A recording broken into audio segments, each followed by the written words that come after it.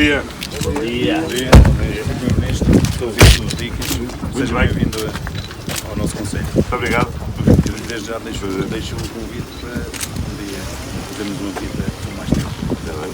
Espero.